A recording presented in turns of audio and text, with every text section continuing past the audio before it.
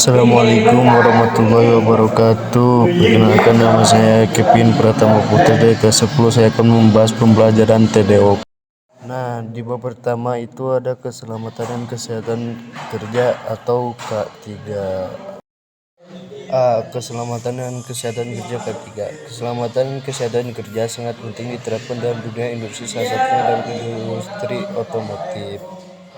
Pengertian ketiga berdasarkan Kemprenaker nomor 463 atau Men 1993, keselamatan dan kesehatan kerja K3 adalah upaya perlindungan yang ditujukan agar pekerja dan orang lain yang berbeda di tempat kerja selalu mendapatkan keselamatan umum.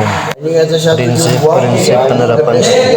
Berikut adalah prinsip-prinsip yang harus ada dalam menerapkan keselamatan dan kesehatan kerja di lingkungan kerja.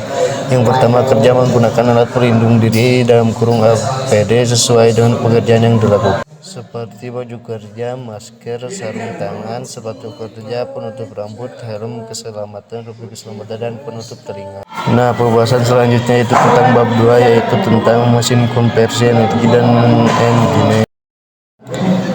Mesin konversi energi. Energi merupakan suatu kemampuan melakukan pekerjaan usaha atau kemampuan melakukan perubahan. Kemampuan tersebut dapat diukur melalui waktu dan besarnya usaha yang pertama, prinsip dan cara kerja. Mesin konversi energi secara prinsip bekerja dengan mengubah suatu energi menjadi energi dalam bentuk lain. 2. Klasifikasi mesin konversi energi. Mesin konversi energi dapat diklasifikasikan menjadi dua kelompok, yaitu mesin konversi energi konvensional dan mesin konversi energi non-konvensional. Nah, pembahasan selanjutnya yaitu tentang bab 3, yaitu tentang proses dasar pembentukan logam. Pada proses pembentukan logam, bahan logam diatur sedemikian rupa untuk menghasilkan bentuk komponen sesuai dengan desain yang telah dibuat. Proses pengecoran atau casting. Pengecoran adalah proses pembentuk logam dengan menuangkan cairan logam ke dalam cetakan hingga cairan tersebut kering dan membentuk suatu komponen yang diinginkan. 1. Jenis-jenis tanur atau dapur tinggi. Tanur dapur tinggi merupakan dapur untuk mengolah biji besi menjadi logam besi. Pembahasan selanjutnya yaitu bab 4, cara penggunaan OMM. Pemeliharaan kendaraan bermotor. Pemeliharaan merupakan tindakan yang bertujuan menjaga sesuatu agar tetap berfungsi dengan baik dan memperbaikinya apabila terjadi kerusakan. Konsep pemeliharaan kendaraan bermotor. Kendaraan bermotor yang digunakan secara terus-menerus akan menyebabkan kinerja mesin dan komponen-komponen lainnya menjadi menurun.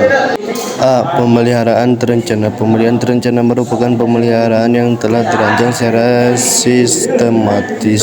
Pemeliharaan ini umumnya dilakukan berdasarkan waktu-waktu yang telah ditentukan.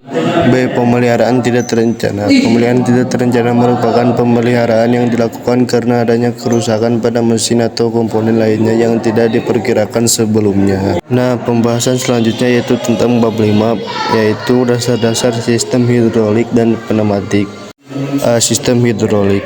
Kata hidrolik berasal dari bahasa Yunani yaitu hidro yang berarti air dan aulos yang berarti pipa. Oleh karena itu, hidrolik tepat diartikan sebagai sistem yang menerapkan cairan dan pipa di dalam sistemnya.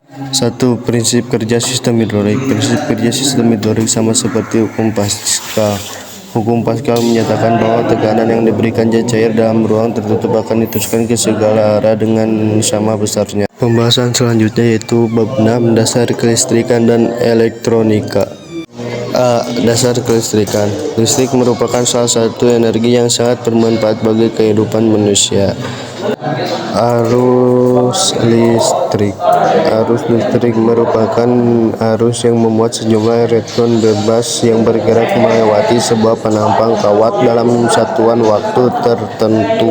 Pembahasan selanjutnya yaitu bab 7, sistem kontrol dan sensor.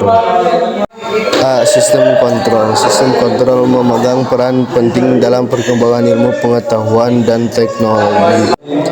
Input atau masukan. Input merupakan masukan atau rangsangan yang didapat dari luar sistem. Sebagai contoh di bidang otomotif yaitu sistem rem ABS. B. Proses. Proses adalah tahap berlangsungnya operasi yang direncanakan dan berlangsung secara terus-menerus. C. Output atau keluaran. Output atau keluaran merupakan hasil keluaran dari proses dalam bentuk apapun seperti energi kinetik dan energi panas. Pembahasan selanjutnya yaitu bab 8, baterai. A. Baterai. Baterai merupakan komponen yang penting pada sebuah kendaraan bermotor, khususnya mobil. Hal ini karena baterai berfungsi sebagai sumber energi untuk menghidupkan mobil pada saat di starter. Pengertian baterai. Baterai merupakan komponen yang berfungsi sebagai penyimpan energi listrik. 2. Jenis-jenis baterai. Baterai pada umumnya digunakan pada mobil terdiri atas beberapa jenis, yaitu sebagai berikut. A. Baterai basah. Baterai basah merupakan jenis baterai yang paling umum digunakan dan mudah ditemukan. Baterai basah diisi oleh larutan elektrolit atau air aki yang merupakan campuran asam sulfat dan air.